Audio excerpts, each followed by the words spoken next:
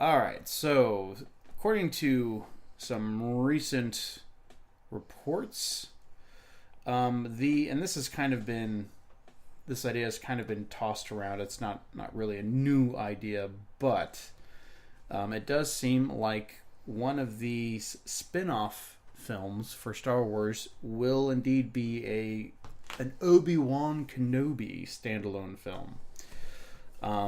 And this comes from The Hollywood Reporter. It states that the Obi-Wan film project currently has no script or stars attached to it, but Billy Elliot, director Stephen Daldry is reporting in early talks to helm the film. And I believe that Ewan McGregor, who is the Obi-Wan actor from the prequels, stated that he has expressed interest in starring in this. And why do you make that face? A little old to be playing what I was assumed be a younger. Well, we don't know. We don't know. That's true. I mean, it could be after the prequels, between 3 and 4. I guess if that's the case, there's a lot of ground to cover between 3 and 4. I mean, like we are talking like what, a total of 18 years, 20 years or so. Is that all? Well, I mean, you got to think of how old Luke is in A New Hope. That's completely true. Yeah, because he's born at the end of 3, and then he's a young upstart in 4. Exactly. So you've got that expanse of time between those two episodes. And I've always wondered, like, okay, so Yoda just stays on Dagobah the whole time? Obi-Wan just becomes a hermit the whole time, like he doesn't do anything else? I think that there's space for some kind of story or something to happen. Oh, there is. That. And it's just not considered canon anymore.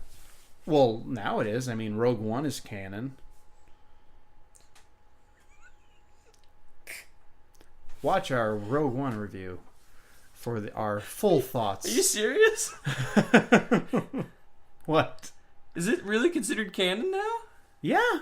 Oh, gosh. Any film that comes out now is considered canon. Oh, gosh. No. This Han Solo's standalone film, that's going to be canon. Oh, yeah, buddy. Oh, yeah. We are into the thick of it. Revisionist history.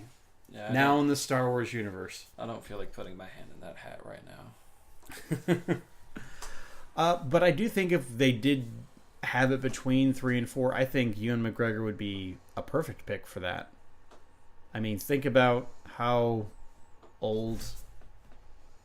Sorry, I don't quite remember his name. Oh, it was just in this report. The original Obi-Wan? The original Obi-Wan. What was his name? Oh, goodness.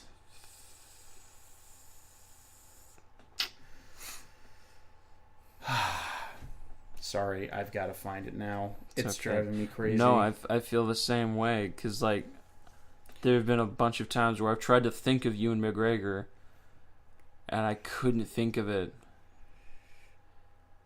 Alec Guinness, which I'm glad I didn't say what I was thinking because it was way off. But, yeah, Alec Guinness, pretty old fellow when he portrayed Obi-Wan. It was really interesting because he made it into all 3 films. You know, if you think about it, Darth Vader and Obi-Wan are like the only 2 characters that were in the original 6 movies, in all of them. Obi-Wan was just a specter in 5 and 6, but he was still in them. So he was there. He was there. Yeah, I think that'd be the best. But if they did do a younger one, and you know, from what I've seen of the Han Solo movie, I don't know about it at this point. It doesn't look, I don't know, totally that promising. I'm hearing problems on the set, production issues. it basically sounds like it's Rogue One all over again. And if that's any indication, probably not going to be a fan of it.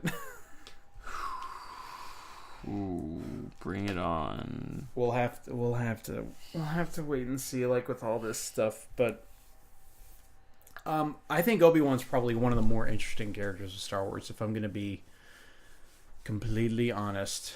I think it's rare that we see a Jedi portrayed from Padawan to Jedi Knight to Jedi Master, and then after the fall of the Republic.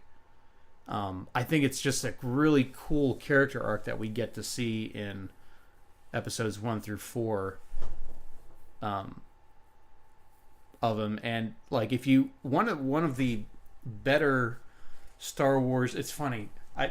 So Star Wars Clone Wars started as a weird CGI film that wasn't good. Like the film, you don't need to watch it because they released the film like 1 year, and then like a year later, I think they started the series on Cartoon Network.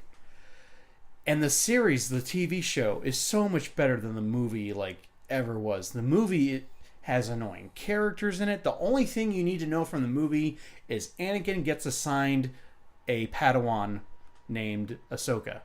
That's all you need to know. Start watching the show and enjoy it, because it's actually really good. Especially, I think, once they get past like the first season, things get really good in that show.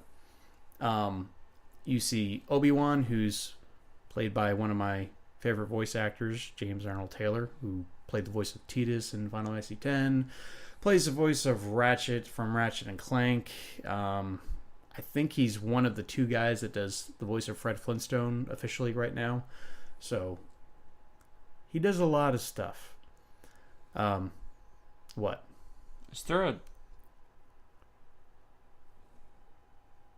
There's a Flintstones show going on now? No, but, Fruity Pebbles, Cocoa Pebbles commercials. Oh. Okay. You still need a voice for that. Yeah, no.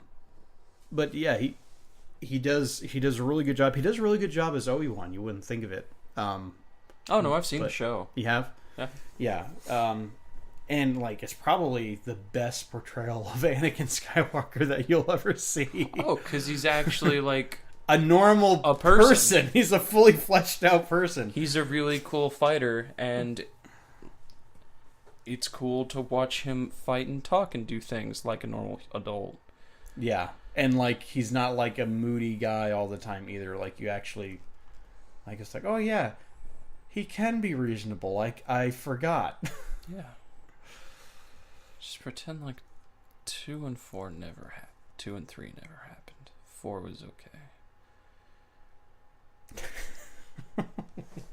I'll say it 1,000 times. The only reason to watch, I forgot the name because that's how little I care. Do you remember which number it is? It's the bad one that we were talking about. The in between. Oh, Rogue One. Rogue One, yeah. K2SO. The only reason to watch that is for the Darth Vader scene at the end. That is. K2SO is pretty good too. Oh no, he's really funny robot. He's like my new favorite Star Wars droid. He definitely saved, like, he kept me invested just because I wanted to know what happened. And then when he died, I was like, I literally don't care. Yeah, and then I saw Darth Vader do what he did, and it was just like, why couldn't the whole movie just be that? Which almost didn't make it into the movie. Which would have made it worse. Oh, that's by far. Can we have a Darth Vader movie? I want to see Darth Vader kill literally everyone. What I want to see in either film or video game form is a conclusion to The Force Unleashed. I'm still waiting around for that. Because they came out with the first one, and that has a very definitive ending. You're like, oh, okay, I see where this fits into the rest of the Star Wars universe. Then they released 2, where you're like, okay, now I have questions. It's a very short game, ends very abruptly, and we never got a 3. I would like for them to explore that side of things, because that is very much a Darth Vader story, even though it's about his secret apprentice as a Sith. But yeah, Force Unleashed is good too. But yeah, Obi-Wan I think is a character that I would love to see more of. Honestly, I like him better as a character than Han Solo. I was never doesn't like Han Solo. Yeah, think of that. People who are just like, oh man, I'm a Han Solo guy through and through. Luke Skywalker's whiny. Even the actor hates it. Yeah, it's like he'd rather play Indiana Jones. He would play Indiana Jones for the rest of his life if he could. Which, Indiana Jones, Indy's, he's okay. He's pretty cool and unique as a character. As long as you pretend like the fourth one never happened. It didn't happen. There was a fourth one? You can say it all you want.